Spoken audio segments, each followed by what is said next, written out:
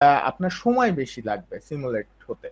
কেন? কারণ হচ্ছে উইন্ডোজ নিজেই বেশ কিছু ব্যাকগ্রাউন্ড প্রসেস করে, নিজেরই বেশ কিছু নিজের অপারেটিং সিস্টেম, নিজের বেশ কিছু অ্যাড ইন, প্লাগ ইন, বিভিন্ন ধরনের সার্ভিস সেগুলা ব্যাকগ্রাউন্ডে চলতে থাকে। সো সেগুলোর জন্য আপনার অবভিয়াসলি সিপিইউ রান হবে, সিপিইউ জায়গা নিবে। এট দ্য সেম টাইম আপনি যখন ওইখানে কাজ করবেন তখন হচ্ছে সেটাও একটা কনজিউম করবে সিপিইউ পাওয়ারটা। তো সেক্ষেত্রে একটা বড় অংশ সিপিইউর বিজি থাকবে, অনেক সময় 100%ও হয়ে যাবে। তো সেক্ষেত্রে এটা স্লো ডাউন হয়ে যাবে। আর ভার্চুয়াল বক্সে হচ্ছে আপনি শিখতে পারবেন খুব ভালো মতন, বাট আপনি যদি হচ্ছে রিয়েল টাইম বা কোন একটা রিসার্চ বেসড কাজ করতে যান সেক্ষেত্রে ভার্চুয়াল বক্সে রান না করাটাই ভালো। বিকজ ভার্চুয়াল বক্সের জিনিসটা পুরোপুরি অ্যাবনর্মাল। বিকজ আপনি সবকিছু আপনার ধরেন আপনার সিস্টেমের সিপিইউ অর্থাৎ প্রসেসর কোর i5, ভার্চুয়াল বক্সে আপনি লিখে দিচ্ছেন যে আপনার সিপিইউ হচ্ছে কোর i9।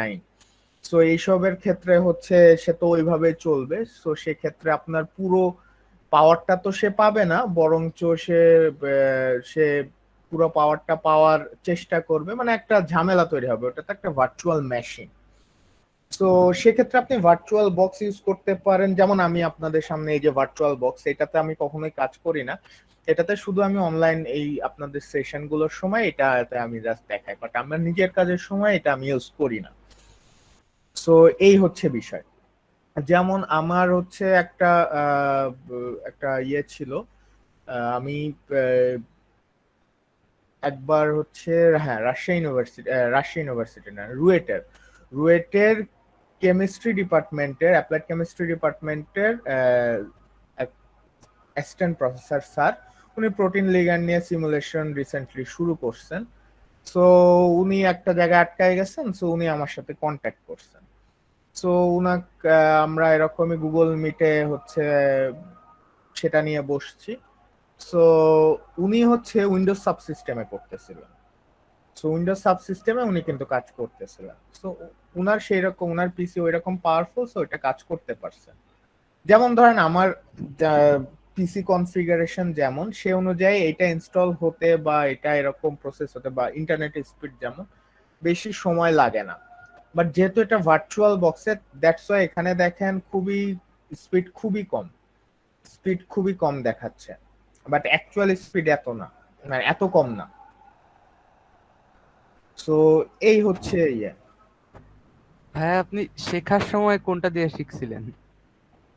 আচ্ছা, আমি যখন শিখি তখন আমার মানে সুপারভাইজার ছিলেন হচ্ছে এমন, উনি হচ্ছে আমাকে জাস্ট বলছিলেন যে আপনি দেখেন সব পারবেন।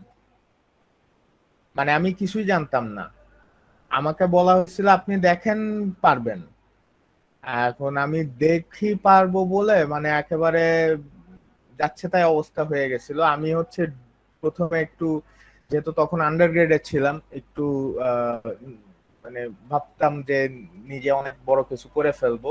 সো এরকম করতে যায় আমি হচ্ছে ডুয়েল বুট করতে যায় আমি সিস্টেমটাই, মানে আমার উইন্ডোজ সিস্টেম যত ফাইল সব ইরেজ করে ফেলছিলাম। সো মেইনলি আমি ডুয়েল বুট দিয়েই করছি। আমি যখন শেখা শুরু করি তখন আমার যে ল্যাপটপটা ছিল সেটা অতটা পাওয়ারফুল ছিল না। সো সেক্ষেত্রে ওইটাতে ভার্চুয়াল বক্স ওপেনই হইতো না। সো সেখানে ইনস্টল করা তো অনেক পরের বিষয়। আর উইন্ডোজ যে লিনাক্স সাবসিস্টেম এইভাবে যে করা যায় তখন আমি জানতামও না। ঠিক আছে, তখন হচ্ছে আমার সুপারভাইজার বলছিল এটার জন্য লিনাক্স লাগবে, কত ভার্সন কি ভার্সন কিচ্ছু বলে নাই। তারপরে বললো যে তারপরে তাহলে ইনস্টল ভাই টিনস্টল। মনে হচ্ছে এই মানে হচ্ছে লিনাক্স সাবসিস্টেম এটাই হচ্ছে শেখার জন্য মেবি ভালো হয় মোটামুটি। হ্যাঁ, লিনাক্স সাবসিস্টেম আমি আপনাদের দেখাবো, আপনারা দেখে নিজেরাই ডিসাইড করবেন। মানে বিষয়টা হচ্ছে আমি কোনটাতে শিখছি সেটাতে যে আপনিও শিখতে পারবেন এমন কোনো কথা নাই। জিনিসটা হচ্ছে আপনার কাছে কোনটা সহজ মনে হচ্ছে। আমি 3টা ওয়েব দেখাবো, আপনার কাছে যেটা হচ্ছে সহজ মনে হবে, আপনার কাছে কমফোর্টেবল মনে হবে, সেটাই আপনি চুজ করবেন। 3টাতে একই কাজ হবে। তিনটাতে কোনো আলাদা কোনো কাজ নেই, তিনটার জন্য আলাদা কোনো কিছু নেই, কিন্তু মানে কাজগুলো কোন ভাবে কি করবেন, কোন ফাইলটা আপনার অনেক সময় অনেক এরর আসে, যে এরকম এই ফাইল নেই, ওই ফাইল নাই, এই ফাইলে এই সমস্যা, ওই ফাইলে ওই সমস্যা।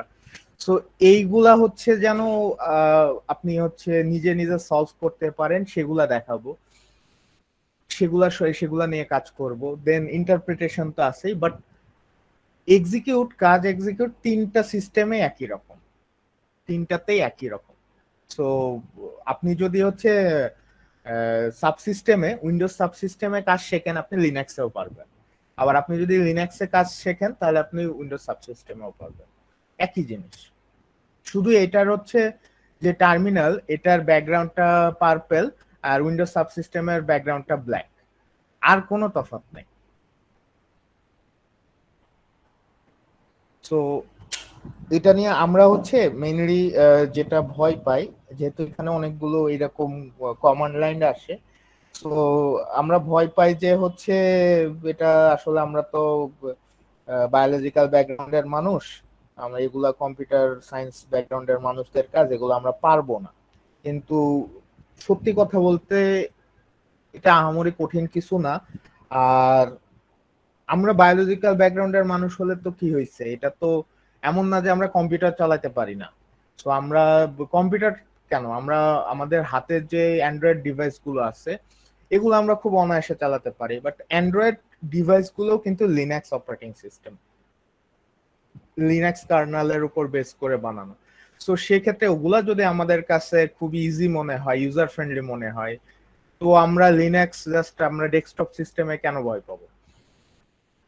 লিনাক্স খুবই ইজি, এখানে কোনো এর জন্য আপনাকে C, C plus plus, Java, Python এগুলো কিচ্ছু জানা লাগবে না। মানে আপনার হচ্ছে এগুলা হচ্ছে লিনাক্স এর যেটা টার্মিনালে এখানে জাস্ট আপনি কপি করবেন, পেস্ট করবেন, এরকম এক অবস্থা। আর আপনি যদি নিজের থেকে কোনো কিছু মডিফাই করতে চান, সেক্ষেত্রে আপনি যদি আপনি 2-5 দিন ইউজ করলে আপনি নিজেই বুঝে যাবেন যে কোন জায়গায় মডিফাই করতে হবে, কোন জায়গায় মডিফাই করতে হবে না।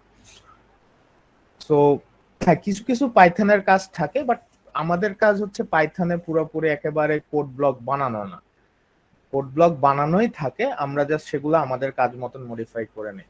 হ্যাঁ, আহ, কোন ভাইয়া বলতেছিলেন বলেন।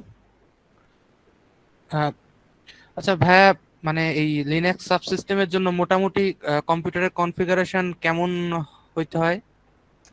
আচ্ছা, এইটার জন্য হচ্ছে আহ, মানে এটার উত্তরটা হবে এরকম যে আপনি কোন ধরনের কাজ করতে যাচ্ছেন। ধরেন আপনি এমন কোন কমপ্লেক্স নিয়ে কাজ করতে যাচ্ছেন, ধরে নেন কোভিড। হ্যাঁ, কোভিড এর হচ্ছে স্পাইক প্রোটিন, আর কোভিড এর স্পাইক প্রোটিন তো হচ্ছে আপনার হিউম্যানের এসি2 রিসেপ্টরের সাথে বাইন্ড করে। সো এই দুইটার সাথে আপনি হচ্ছে একটা রেমডিসিভির দিয়ে দিলেন, ছোট্ট একটা লিগ্যান্ড।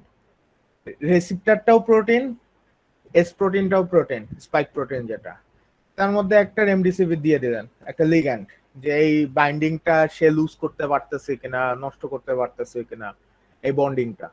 তো এই জিনিসটা আপনি সিমুলেট করে দেখতে যাচ্ছেন।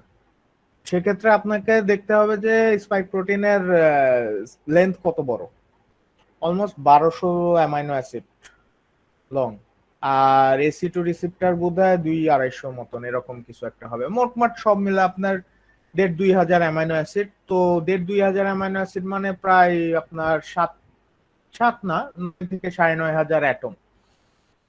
সো এইরকম বড় একটা জিনিসের জন্য অবশ্যই আপনাকে খুবই মানে 16 থেকে, যদি 16 কোরের আরো উপরে হয় আপনার সিপিইউ, তাহলে খুব ভালো কাজ করবে। এমন না যে আপনি আপনার ধরেন একটা 3rd জেনারেশনের i5 প্রসেসর আছে, ওইটাতে আপনি রান করতেই পারবেন না। ওইটাতেও রান হবে, সমস্যা হবে কোন কি কি বলে, ওইটাতে রান হলে আপনার হচ্ছে